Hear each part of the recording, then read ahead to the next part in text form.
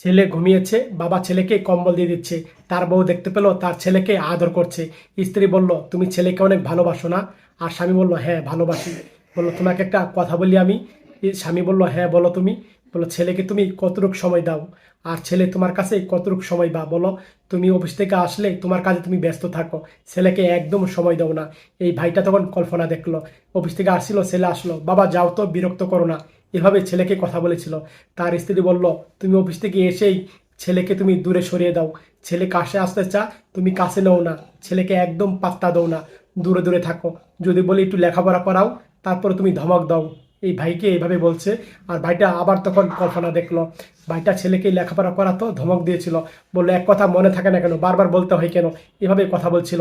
আর ছেলে বাবাকে দেখে ভয় পেত, কাছে আসতো না। আর তখন স্ত্রী বলল, ছেলেকে আদর করে তারপরে লেখাপড়া করাতে হয়, ধমক দিলে হয় না। এইভাবে তার স্বামীকে বলছে। আর তুমি তো সবসময় মোবাইলে ব্যস্ত থাকো, ছেলেকে একদম পাত্তা দাও না, সবসময় মোবাইল থাকে তোমার কাছে। আর তখন ভাইটা আবার কল্পনা দেখলো, ছেলে ড্রয়িং করে আনলো, বাবা মোবাইল টিপছে। হ্যাঁ ভালো হয়েছে, যাও যাও। ছেলে বলেছিল, বাবা কেমন হয়েছে? ভালো হয়েছে, যাও যাও। এভাবে কথা বলে ছেলে মন খারাপ করেছিল। মা দূর থেকে দেখতে পেলো ছেলে মন খারাপ করেছে। আর বলল, তুমি ছেলেকে কি করবা বলো? একদম সময় দাও না, ছেলে তোমার কাছে আসলেও তুমি পাত্তা দাও না। আমরা যখন ছোট ছিলাম তখন খেলাধুলা করেছি, বাহিরে ঘুরে ফিরেছি। আর আমাদের ছেলে তো একদম ঘরে বন্দি, বাবা মার তো কাছেই পাই না। আমরা সারাদিন অফিস করি, যত সময় ছেলে আমাদের পাশে থাকে আমরা তাকে কোনো পাত্তাই দেই না, দূরে দূরে থাকি।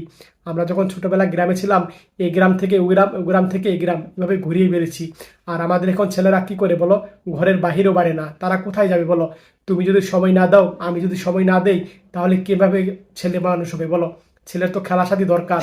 আর এখন তো ছেলেদের বন্ধু বান্ধব নেই, শুধু স্কুলে যায়, তারপরে স্কুল থেকে বাসায় আসে, তারপরে প্রাইভেট পড়ে, তারপরে খেলাধুলা, এগুলা দরকার আছে ছেলের। শুধু লেখাপড়া চাপ দিলে হবে না। এভাবে কথা বলছে তার স্ত্রী। আর স্বামী মনোযোগ সহকারে কথাগুলো শুনলো। বলল, তার যদি দাদা দাদি বেঁচে থাকতো, তাহলে তো আমাদের তো টেনশন করা লাগতো না। আমরা যদি সময় কম দিতাম, দাদা দাদি পাশে থাকতো, তা তো হতো। তারপরে এই বোনটি স্কুলে নিয়ে যাবে। স্বামী বলল, শোনো, আজকে তোমার নেওয়া লাগবে না, আমার ছেলেকে আজকে আমি স্কুলে নিয়ে যাব। এইভাবে কথা বললো। চলো বাবা স্কুলে যাই। আর তখন বাবা তার ভুল বুঝতে পেয়ে ছেলেকে স্কুলে নিয়ে যাবে। বাবা ছেলেকে স্কুলে নিয়ে গেল।